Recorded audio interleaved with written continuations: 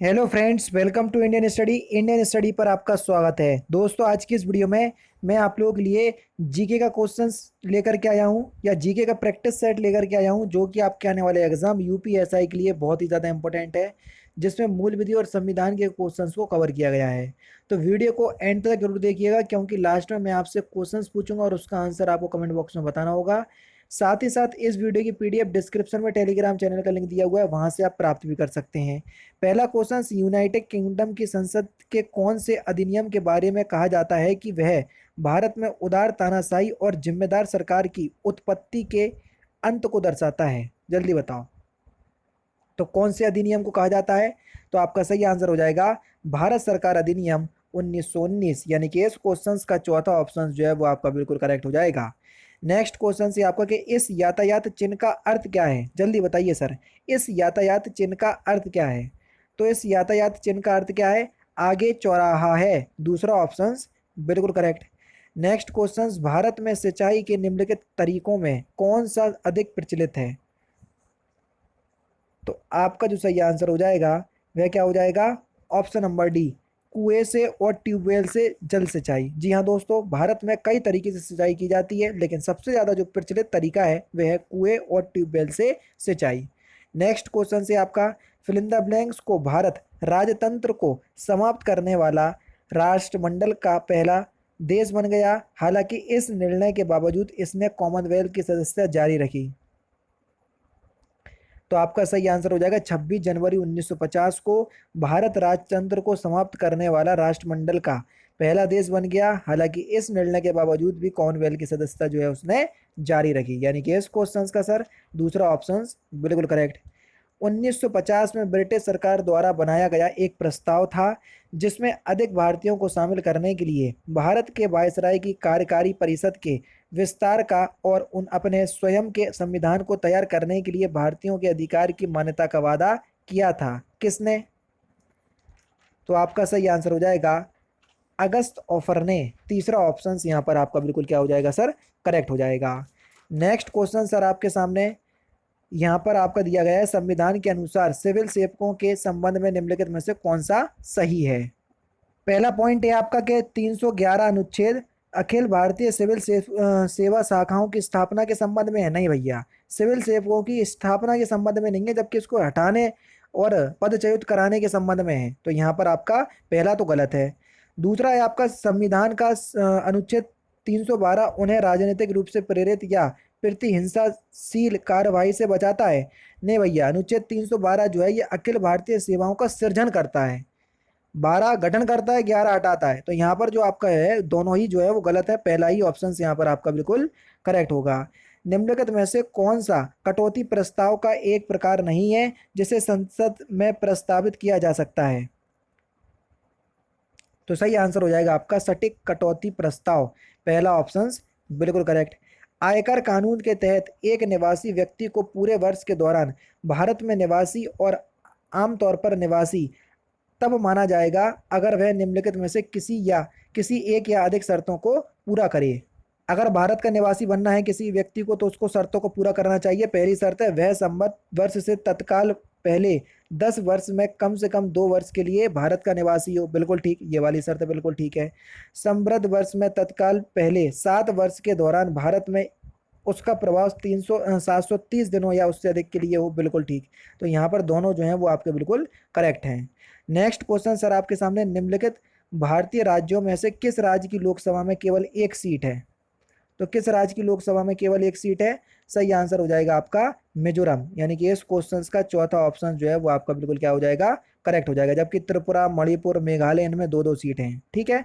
Next question start करने से पहले मैं आपको बता दूं, दोस्तों डेली बेसिस पे मैं फ्री स्पेशल क्लास लेता हूँ, और जो क्लास होती है वो अनअकैडमी पर होती है रोज़ सुबह 11 बजे, जिसमें हिंदी को बिल्कुल टॉपिक वाइज मैं कवर कर रहा हूँ। संधि आपका टॉपिक चल रहा है, बहुत इंपॉर्टेंट तरीके से हर क्लास को कवर कर रहा हूँ। एक बार क्लास में आओ, आपको बहुत ज़्यादा मज़ा आने वाला है। क्लास में आने के लिए आपको कुछ नहीं करना है, डिस्क्रिप्शन में लिंक दिया हुआ है। अगर आप अनअकैडमी की ऐप को पहली बार डाउनलोड कर रहे हैं तो सर आपको क्लास अनलॉक करना पड़ेगी। अनलॉक कोड है आपका इंडियन स्टडी। फिर भी कोई प्रॉब्लम आए तो आप मुझे कमेंट बॉक्स में पूछ सकते हैं। कमेंट बॉक्स में अगर मैं रिप्लाई नहीं दे पा रहा हूँ तो आप इंस्टाग्राम पे पर्सनली मैसेज करके भी पूछ सकते हैं। अब देख लेते हैं नेक्स्ट क्वेश्चन। नेक्स्ट क्वेश्चन, गच्चा नामक संगठन निम्नलिखित में से किस धर्म से संबंधित है? जल्दी बताओ। गच्चा, तो ये आपका जैन धर्म से संबंधित है। तीसरा ऑप्शन यहाँ पर आपका बिल्कुल क्या हो जाएगा? करेक्ट हो जाएगा। ठीक है। नेक्स्ट क्वेश्चन से आपका कि भारतीय प्रतिभूति एवं विनिमय बोर्ड सीबी को पूर्ण वैधानिक अधिकार कब दिया गया? जल्दी बताओ, कब दिया गया? तो सही आंसर हो जाएगा 30 जनवरी 1992, यानी कि इस क्वेश्चन का चौथा ऑप्शन करेक्ट। फिनमा का अर्थ क्या है? क्वेश्चन नंबर 12, फिनमा का अर्थ, दो ऑप्शन ये है, दो ऑप्शन ये है, देख लीजिए फिनमा का अर्थ क्या है। तो आपका सही आंसर हो जाएगा, फिनमा का जो अर्थ है वो है आपका Swiss financial market supervisory authority, यानी कि चौथा ऑप्शन करेक्ट। कई लोग दूसरा ऑप्शन सोच रहे होंगे, वो गलत है, ध्यान रखना। निम्नलिखित में से कौन से मामले में जिनमें जनहित याचिका दायर की जा सकती है? कौन से मामलों में आप जनहित याचिका दायर कर सकते हैं? पहला आपका कि जहां राज्य सरकार के भारी कर लगाने के निर्णय के कारण गरीब लोग प्रभावित होए, बिल्कुल ठीक, आप इस कंडीशन में कर सकते हैं। सड़कों, सीवर आदि को बनाए रखने के लिए भी कर सकते हैं। ट्रैफिक समस्या को बचाने के लिए ये भी कर सकते हैं। तो सभी कंडीशन में आप जनहित याचिका दायर कर सकते हैं। पहला ही ऑप्शन सर यहाँ पर आपका बिल्कुल करेक्ट होगा। निम्नलिखित में से कौन से भारत के सर्वोच्च न्यायालय के न्यायाधीश होने के लिए योग्यता में सूचीबद्ध है? अगर आपको भारत के सर्वोच्च न्यायालय का न्यायाधीश बनना है तो आपको कौन कौन सी जो है क्वालिफिकेशन या आपकी रिक्वायरमेंट होना चाहिए? भारत का नागरिक हो, ये तो बिल्कुल इंपॉर्टेंट है। कम से कम 5 वर्ष के लिए या एक या उससे अधिक उच्च न्यायालय का न्यायाधीश लगातार रहा हो, बिल्कुल ठीक। किसी उच्च न्यायालय में एक वकील के रूप में कम से कम 10 वर्ष तक कार्य करता हो, बिल्कुल ठीक है। एक प्रतिष्ठित कानूनविद, यानी कि कानून की बारे में जानकारी प्राप्त करने वाला हो और राष्ट्रपति की राय में वो ज्ञाता भी हो, तो ये भी बिल्कुल ठीक है। सभी जो आपके ऑप्शन हैं वो बिल्कुल ठीक है। ऐसे ही ऑप्शन क्वेश्चन आते हैं आपकी यूपीएसआई में, ध्यान रखना। भारत में हाल ही में किस ज्वालामुखी में विस्फोट हुआ था? जल्दी बताओ, क्योंकि ये जो आपके क्वेश्चंस मैं करवा रहा हूँ जो 2017 में एग्जाम हुए थे उसी के जीके क्वेश्चन से, ध्यान रखना। तो सही आंसर हो जाएगा आपका बैरनदीप, चौथा ऑप्शन करेक्ट। नेक्स्ट क्वेश्चन, निम्नलिखित में से कौन से अपराध के मूलभूत तत्व हैं? अपराध के मूलभूत तत्व आपको बताना है। पहला, इंसान द्वारा किए गए, बिल्कुल ठीक है। आपराधिक इरादा, बिल्कुल है, ये भी मूलभूत तत्व है। कोई अवैध कार्य या चूक, बिल्कुल है। किसी अन्य व्यक्ति के शरीर, मन, प्रतिष्ठा या संपत्ति को चोट पहुंचाना, बिल्कुल है। तो यहाँ पर जो आपके सही आंसर है वो चौथा ही ऑप्शन करेक्ट हो जाएगा। सभी जो है वो मूलभूत तत्व हैं अपराध के। मानव अधिकारों की सार्वभौमिक घोषणा की मसौदा समिति के अध्यक्ष कौन थे? तो सही आंसर आपका क्या हो जाएगा? एलेनोर रूजवेल्ट, तीसरा ऑप्शन करेक्ट। अंटार्कटिका का सबसे ऊंचा शिखर कौन सा है? अंटार्कटिका का, तो अंटार्कटिका का सबसे ऊंचा शिखर है विंसर मैरिफ, यानी कि तीसरा ऑप्शन बिल्कुल करेक्ट। निम्नलिखित में से या भारत में महिलाओं को इनमें से कौन से संवैधानिक प्रावधानों और विशेष अधिकार प्राप्त हैं? महिलाओं के लिए आरक्षण को हर स्तर पर पंचायतों के अध्यक्षों की कुल संख्या की 1/3 में से कम नहीं होना चाहिए, बिल्कुल ठीक, ये तो आपका है। महिलाओं के लिए आरक्षण को प्रत्येक नगर पालिका में सीधे चुनाव से भरने वाली सीटों की कुल संख्या का 1/3 से कम नहीं होना चाहिए। दोनों ही कंडीशन जो है वो आपकी बिल्कुल क्या है सर? करेक्ट है। नेक्स्ट क्वेश्चन, बी सिबरन समिति की सिफारिशें किस वर्ष में लागू की गई थी? जल्दी बताओ, किस वर्ष में लागू की गई थी? तो सही आंसर हो जाएगा आपका 1982, तीसरा ऑप्शन बिल्कुल करेक्ट। किस वर्ष में शब्द समाजवाद, धर्मनिरपेक्षता, एकता और अखंडता संविधान की प्रस्तावना में शामिल या जोड़े गए? किस वर्ष में जोड़े गए थे? तो सही आंसर हो जाएगा आपका 1976 में, जब 42वां संविधान संशोधन हुआ था, दूसरा ऑप्शन करेक्ट। भारत के आर्थिक विकास के लिए शहरीकरण किस पंचवर्षीय योजना का उद्देश्य था? जल्दी बताओ, शहरीकरण किस पंचवर्षीय योजना का उद्देश्य था? तो ये 11वीं पंचवर्षीय योजना का उद्देश्य था, चौथा ऑप्शन करेक्ट। राष्ट्रीय आपातकाल के दौरान फिल इन द ब्लैंक्स के तहत अधिकार स्वचालित रूप से निलंबित हो जाते हैं, तो कौन सा अधिकार? स्वतंत्रता का अधिकार, चौथा ऑप्शन यहाँ पर आपका बिल्कुल करेक्ट हो जाएगा। राज्य के नीति निर्देशक सिद्धांतों में से किसका संविधान में संबंधित अनुच्छेदों के साथ सही रूप से मिलान किया गया है, वो आपको बताना है। पहला है आपका अनुच्छेद 47 पोषण और जीवन स्तर को ऊंचा उठाने और सार्वजनिक स्वास्थ्य में सुधार करने के लिए कर्तव्य है, बिल्कुल है। अनुच्छेद 43A में प्रबंध में श्रमिकों की सहभागिता के बारे में बताया गया है, बिल्कुल बताया गया है। उसके बाद है आपका सर कि बच्चों के लिए मुफ्त और अनिवार्य शिक्षा के लिए प्रावधान अनुच्छेद 45 में बिल्कुल है। PQR जो है वो बिल्कुल सही मिलान है। 1980 के दशक की शुरुआत में बिहार में जंगल बचाओ आंदोलन शुरू हुआ और बाद में झारखंड और उड़ीसा जैसे राज्यों में फैल गया। जब बिहार सरकार ने प्राकृतिक साल वन के स्थान पर फिल इन द ब्लैंक्स उपजाने का फैसला लिया, तब सिंहभूम जिले के आदिवासियों ने सरकार के इस फैसले को विरोध करते हुए कौन सा आंदोलन शुरू किया? ये क्वेश्चन आपका दूसरी बार हो रहा है, जल्दी बताओ, एक बार मैं बता चुका हूँ। तो सही आंसर हो जाएगा सागमान बगान, यानी कि तीसरा ऑप्शन बिल्कुल करेक्ट। इब्राहिम अल जाफरी जिन्होंने हाल ही में भारत का दौरा किया, किस देश के विदेश मंत्री हैं? ये उसी टाइम का करंट अफेयर्स का क्वेश्चन है, फिलहाल आप ये जान लीजिए, क्योंकि इस टाइम आपका नहीं आने वाला, ये 2017 का प्रैक्टिस सेट है, इसलिए उस टाइम के करंट अफेयर्स है। तो चौथा ऑप्शन करेक्ट, जानकारी के लिए जान लें, वैसे तो इंपॉर्टेंट नहीं है। सूचना का अधिकार, जिसको आरटीआई कहते हैं, अधिनियम 2005 के तहत लोक प्राधिकारियों के दायित्वों को फिल इन द ब्लैंक्स में वर्णित किया गया है। तो किस धारा में वर्णित किया गया है? तो धारा 4(1) में वर्णित किया गया है, पहला ऑप्शन करेक्ट। निम्नलिखित में से कौन से मद उस सूची से सही ढंग से मेल खाते हैं जिनसे वह जिनमें वह जिसमें वह मौजूद है? ठीक है, पहला है आपका कानूनी चिकित्सा और अन्य व्यवसाय समवर्ती सूची का विषय है, जल्दी बताओ। बिल्कुल है सर। तो पहला तो आपका ठीक है, खाद्य पदार्थों और अन्य वस्तुओं का अपमिश्रण संघ सूची का विषय है, ये भी आपका है। ठीक है, आ रहे आप नहीं, ये नहीं है, खाद्य पदार्थों अन्य सूचना और अपमिश्रण संघ सूची का विषय नहीं भैया, ये वाला तो आपका गलत है। वन राज्य सूची का विषय है, बिल्कुल ठीक है। पी और आर ठीक है, तो पी और आर कौन से ऑप्शंस में दिए हैं? चौथे ऑप्शंस में दिए हैं, तो चौथा ऑप्शन जो है वो आपका बिल्कुल क्या हो जाएगा सर?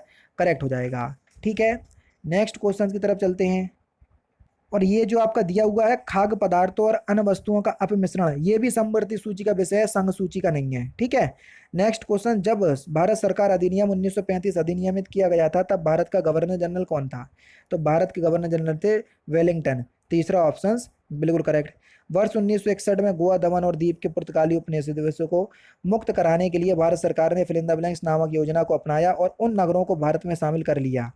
कौन सी योजना को अपनाया? तो सही आंसर हो जाएगा आपका ऑपरेशन विजय, दूसरा ऑप्शन बिल्कुल करेक्ट। घोष वाक्य के हमारी जनगणना हमारा भविष्य निम्नलिखित में से किस वर्ष में किया गई जनगणना का घोष वाक्य था? तो सही आंसर हो जाएगा 2011, पहला ऑप्शन करेक्ट। भारतीय संविधान में निम्नलिखित या उल्लेखित प्रावधानों के अनुसार विधानसभा में अधिकतम सदस्यों की संख्या कितने से अधिक और कितने से कम नहीं होना चाहिए? अधिक से अधिकतम की अगर हम बात करें तो वह हो जाएगी आपकी 500, और कम से कम की बात करें तो 60, दूसरा ऑप्शन बिल्कुल करेक्ट, जबकि कई जो राज्य हैं वो इसके अपवाद भी हैं। ठीक है, तो दूसरा ऑप्शन करेक्ट होगा। निम्नलिखित में से किसमें आदेश यानी कि कमांड और विकल्प की सूची होती है? तो किसमें होती है? ये मेन्यू बार में होती है सर, तीसरा ऑप्शन यहाँ पर आपका बिल्कुल correct. Next question, fill in the blanks, दूरस्थ सर्वर से भंडारण या कंप्यूटिंग सेवाओं का ऑनलाइन वितरण क्या कहलाता है? तो आपका सही आंसर हो जाएगा क्लाउड कंप्यूटिंग, यानी कि इस क्वेश्चन का चौथा ऑप्शन जो है वो आपका बिल्कुल करेक्ट हो जाएगा। लागत जो कि व्यावसायिक गतिविधि की प्रकृति या स्तर में परिवर्तन में बदलती नहीं है, उसे क्या कहते हैं? तो उसको हम विफल लागत कहते हैं, चौथा ऑप्शन बिल्कुल करेक्ट। नेक्स्ट क्वेश्चन से आपका कि इंदिरा साहनी बनाम भारत संघ मामले में पारित फैसले के बारे में क्या सही है? जो फैसला सुनाया गया था इंदिरा साहनी बनाम भारत संघ, उसके सही पॉइंट आपको बताना है। पहला पॉइंट है आपका पी पॉइंट, आरक्षण किसी भी तरह से मानदंड के 50% से अधिक नहीं होगा, बिल्कुल ठीक। आरक्षण नीतियों के दौरान नवोत्तम वर्ग को अनिवार्य रूप से बाहर रखा जाना चाहिए, बिल्कुल ठीक है। पदोन्नति से कोई आरक्षण नहीं दिया होना चाहिए, बिल्कुल ठीक है। तो पी क्यू आर जो है वो सभी सही है, तो चौथा ऑप्शन यहाँ पर आपका बिल्कुल करेक्ट हो जाएगा। नेक्स्ट क्वेश्चन से आपका कि विज्ञान की निम्नलिखित शाखाओं में से कौन सी आंत के अंगों के अध्ययन से संबंधित है? तो कौन सी शाखा है आंत के अंगों से अध्ययन से संबंधित? तो सही आंसर हो जाएगा आपका स्प्लैंकनोलॉजी, यानी कि इस क्वेश्चन का तीसरा ऑप्शन जो है वो आपका बिल्कुल करेक्ट हो जाएगा। चुंबकीय गालक घनत्व की इकाई क्या है? चुंबकीय गालक घनत्व की इकाई, तो सही आंसर हो जाएगा आपका टेस्ला, पहला ऑप्शन बिल्कुल करेक्ट। नेक्स्ट क्वेश्चन, इनमें से कौन सा केंद्रीय जांच ब्यूरो सीबीआई के बारे में सही नहीं है? दो ऑप्शंस, इनमें 3 विभाग, भ्रष्टाचार विरोधी विभाग, विशेष अधिकार विभाग और अपराध विभाग होता है। इसमें कार्मिक पेंसिल और शिकायत मंत्रालय के अधीन रखा जाता है, बिल्कुल रखा जाता है, ये तो ठीक है। नेक्स्ट है आपका यह सर्वोच्च न्यायालय के मार्गदर्शन के, बस यही तो गलत है, सर्वोच्च न्यायालय के मार्गदर्शन पे क्यों चलेगा? लास्ट क्वेश्चन, वजन और माप के मानकों का संस्थापन फिल इन द ब्लैंक्स का एक हिस्सा है, किसका हिस्सा है? तो इस क्वेश्चन का आंसर आप मुझे कमेंट बॉक्स में बताएंगे। तो दोस्तों ये थे आपके 40 जीके के इंपॉर्टेंट क्वेश्चंस जो कि मैंने आज की इस वीडियो में आपको करवा दिए, जो कि आपके आने वाले एग्जाम यूपीएसआई के लिए बहुत ही ज़्यादा इंपॉर्टेंट है। वीडियो अगर आपको अच्छी लगी हो तो प्लीज़ दोस्तों वीडियो को लाइक और शेयर जरूर कर दीजिएगा। तो दोस्तों फिलहाल की वीडियो में सिर्फ इतना ही। अगर आपको वीडियो पसंद आए तो प्लीज़ दोस्तों वीडियो को लाइक कीजिए, शेयर कीजिए और साथ ही साथ हमारे चैनल को सब्सक्राइब करना ना भूलें, क्योंकि मैं रोजाना इसी तरह के वीडियोज़ आप लोगों के लिए लाता रहता हूँ। नमस्कार दोस्तों, जय हिंद, जय भारत।